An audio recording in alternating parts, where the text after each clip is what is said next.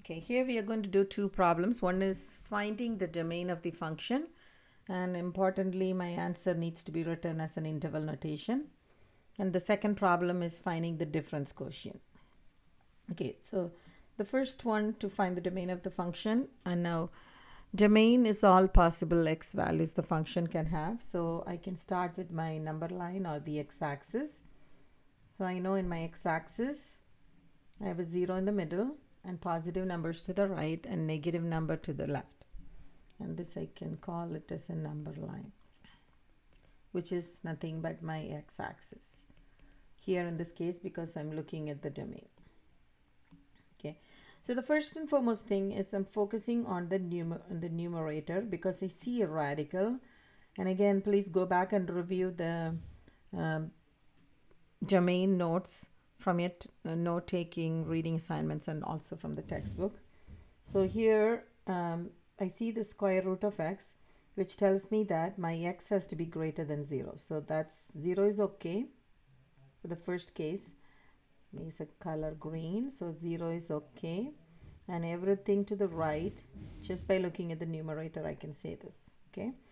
Now the next step is to look at the denominator, because I have a denominator and there is variable in the denominator. I have to be careful. So looking at the denominator, I see that there is things that can make my denominator 0. So if my denominator becomes 0, then I know that I will have restricted values. So again, the easy way to do that would be to factor the denominator. So I'm taking 4x squared plus 3x minus 1 equal to 0. I need to find where I'm going to get a 0, right? So the easy thing is to factor the denominator. So if I factor this, I would get 4x plus 1 times x minus 1. Or no, I think it should be 4x minus 1 times x plus 1. Okay, so let me go 4x squared plus 4x minus x, which is 3x and minus 1 equal to 0. Therefore, in order for this equation to be true, 4x minus 1 should be 0, or 4x is equal to 1, x would be 1/4, and or x plus 1 should be 0, x equals -1. Now, I don't have to worry about this part here because this -1 will be somewhere here, and -1 is not in the domain of the numerator, so I don't have to worry about that. So this is already a no-no. I cannot have it in the domain. But this one number needs to be restricted too. So, and I know that because it's a positive 1/4, this number will be to the right of the 0, and I need to exclude that from the domain. So this number has to be excluded from the domain. Okay, so in other words, domain is all possible values greater than 0, including 0, but excluding this number 1/4. So in order to write the interval notation, I will be using parentheses and brackets.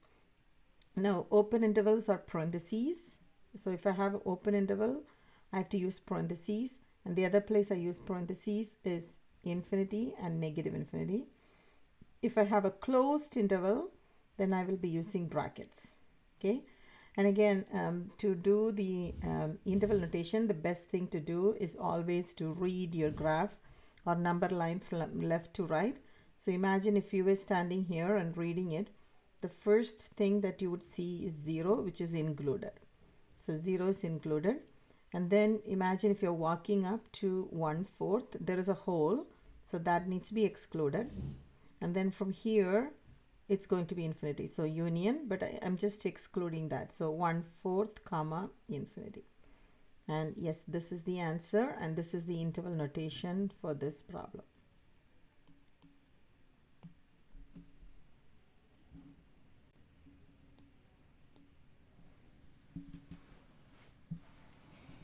Okay, so the next question is asking us to find the difference quotient. And it's again, difference quotient is f of x a plus h minus f of a over h. It's nothing but the change in y over change in x. Okay, so if you're going from x to x plus h, then the change in y is f of a plus h minus f of a. And, when I do x plus x plus h minus a, the a cancels and I get a h in the denominator. So this is nothing but my slope formula, which is change in y over change in x. Okay, now here, in order to do this problem, you're walking through these steps. So first you need to find what the value of f of a is, and we know in order to find the value of the function, I need to just plug it in. So f of a is going to be 9a squared plus 3. So the 9a squared plus 3 would go there.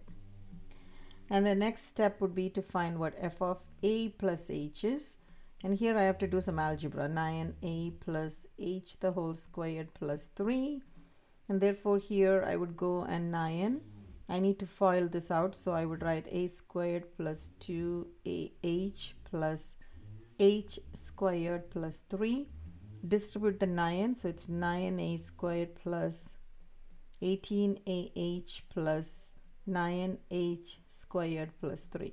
Now if you're finding difficulty in this kind of algebraic work, please go back and review your algebra on how to you know, distribute these a plus h times a plus h. When I see this a plus h the whole squared, it is a plus h is multiplied twice, a plus h times a plus h, and then you have to apply the distributive property to expand it. So this answer goes on this little box on the second, 9a squared plus 18ah plus 9h squared plus 3.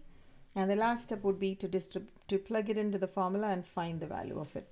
So since I know f of a plus h is 9a squared plus 18ah plus 9h squared plus 3, and minus, and f of a is, let me use another color, parentheses 9a squared plus 3, then I have it divided by h. So now the next step would be to distribute this negative sign.